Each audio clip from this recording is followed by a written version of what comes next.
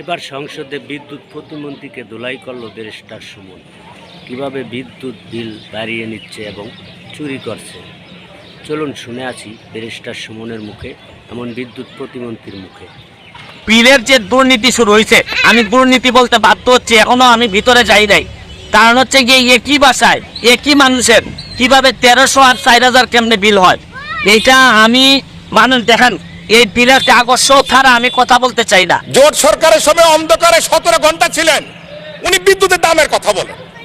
মাননীয় সংসদ সদস্য, আপনার স্পিকারের মাধ্যমে আমি জানতে চাই তার কাছে, উনি ভুলে গেছেন। আরে অন্ধকারে থাকার যে কষ্ট, আরে সেই কষ্টের কথা বলেন। মাননীয় স্পিকার, আপনার কাছে অনুরোধ করি, আল্লাহর হস্তে সংসদ সদস্যরা বিদ্যুৎ জ্বালানি নিয়ে কথা বলেন না। আমি জানি না কোন মুখে আপনারা কথা বলার সাহস করেন, হয়তো লজ্জা শরমের অধিকার আপনাদের মধ্যে নাই। মাননীয় সদস্য জনাব সৈয়দ সাইদুল হক হবিগঞ্জ 4 সম্পূরক প্রশ্ন। ধন্যবাদ মাননীয় স্পিকার। মাননীয় স্পিকার, এই প্রশ্নের ব্যাপারে, এই সম্পূরক প্রশ্নে আমি মাননীয় প্রধানমন্ত্রীর দৃষ্টি আকর্ষণ করছি। কেন আমার বিরুদ্ধে এইরকম নির্যাতন চলতেছে? আমার এটা হচ্ছে গিয়ে সেপ্টেম্বর মাসের বিল। আমার এক একটা বিল এই মাসে বিল আসছে হচ্ছে গিয়ে 3300, এর আগের মাসে আসছে 1300, এর আগের মাসে আসছে 270। এর মানে হচ্ছে গিয়ে নিশ্চয়ই কোনো একটা ঝামেলা হয়েছে, নাইলে আমার ছেলেও নাই, মেয়েও নাই, বউ বাচ্চা কেউই নাই, আমি একটা থাকি আমার পিএসএ নিয়ে বাসায়। আমার বাসায় কেন হঠাৎ করে 1500 আর হঠাৎ করে 3000 বিল আসবে? কারণ বাংলাদেশের এটা শুধু আমার কথা না, এটা সারা বাংলাদেশের বিভিন্ন জায়গায় যেভাবে এই বিলের যে দুর্নীতি শুরু হয়েছে, আমি দুর্নীতি বলতে বাধ্য হচ্ছি, এখনো আমি ভিতরে যাই নাই। কারণ হচ্ছে গিয়ে একই বাসায় একই মানুষের কিভাবে 1300 আর 4000 কেমনে বিল হয়, এইটা আমি মানুষ দেখেন। এই বিলের কাগজ ছাড়া আমি কথা বলতে চাই না। কাগজ আমার কাছে 5 মাসের কাগজ জমা হয়েছে, এই জন্য আপনাদের সামনে দুইটা কথা বলতে চাই। আবার কত বড় দেখেন, শেখ হাসিনার উদ্যোগ, ঘরে ঘরে বিদ্যুৎ, শেখ হাসিনার নাম ব্যবহার করে এরা এই বাটপারি শুরু করছে। এই করোনাকালীন সময়ে আমি বাসায় ছিলাম না, আমি আমার গ্রামের বাড়ি ছিলাম। এই গ্রামের বাড়িতে থাকাকালীন সময়ে দেখছি আমার বিল 3500 টাকা বিল আসছে। এর মানে ভৌতিক বিল। এরা এখন প্রাতিষ্ঠানিক দুর্নীতি শুরু করছে। আরে ব্যক্তির বিরুদ্ধে তো কথা বলা যায়, এই এত বড় প্রতিষ্ঠানের বিরুদ্ধে কথা বলবেন আপনি কিভাবে? কার বিরুদ্ধে কথা বলবেন? মাননীয় মন্ত্রীর দৃষ্টি আকর্ষণ করে বলছি, দেখেন আপনারা এই যে মানুষের যে দীর্ঘ নিঃশ্বাস, এই নেত্রীর নাম ব্যবহার করে, উপরে নেত্রীর নাম দিয়ে এই যে আপনারা ভৌতিক বিল দেওয়া শুরু করছেন, এটা ছিলেন সকালবেলা উঠে যে গার্জিয়ান, যে 1500 টাকার বিলের জায়গায় যে 3000 3500 টাকা বিল দেখে, তার জীবন তো এইভাবেই শেষ হয়ে যাচ্ছে। আরে ধর্ষণ কি খালি মহিলাদের হয়? এই বিদ্যুৎ বিলের ধর্ষণ হচ্ছে না? এই যেটা হওয়ার কথা 1300, এইটারে 3500 5000 করে বিল মারতেছেন। মানে আর বাঁচার কোনো পথ নাই। কারণ প্রাতিষ্ঠানিক দুর্নীতি যখন আপনি অবস্থান নিয়ে নেয়, তখন আমাদের যারা জনগণ আছে, জনগণের 12টা বেজে। এইভাবে যদি চলতে থাকে, আমি মাননীয় প্রাইম মিনিস্টারের দৃষ্টি আকর্ষণ করে বলছি, এরা কিন্তু 12টা বাজে ছাইড়া দিবে জনগণের। এদের কাছ থেকে কিন্তু বাঁচার কোনো উপায় নাই। কারণ ব্যক্তির বিরুদ্ধে তো মামলা করা যায়, এত বড় প্রতিষ্ঠানের বিরুদ্ধে আপনি মামলা করবেন কিসের ভিত্তিতে?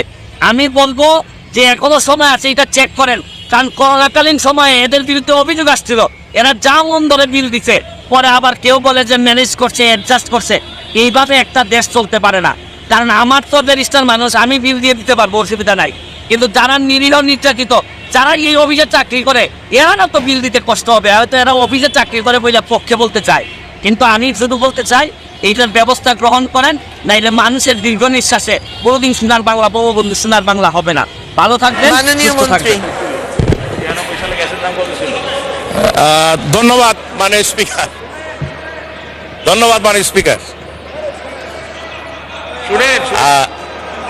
মাননীয় স্পিকার, আমার মনে হয় আমি উত্তরটা দেই। উনি অনেক উত্তেজিত হয়ে গেছেন সংসদ সদস্য, অনেকে অনেক সত্য কথা সহজে নিতে পারেন।